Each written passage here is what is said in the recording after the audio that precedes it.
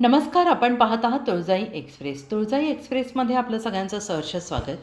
पाहूयात काही ठळक आणि महत्त्वाच्या घडामोडी. पाणी प्रश्नावरून सोलापूर महानगरपालिका पेटली. सत्ताधारी विरोधकात घोषणाबाजीची खडाजंगी.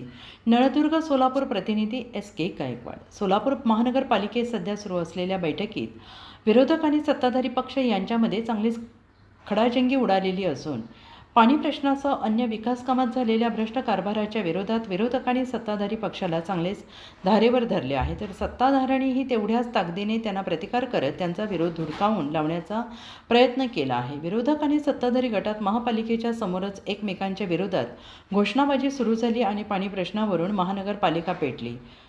पण यातून जनतेला खरा न्याय कितपत मिळेल की दोन्ही गटाचे निव्वळ राजकारण होईल हे येणारा काळच ठरवेल.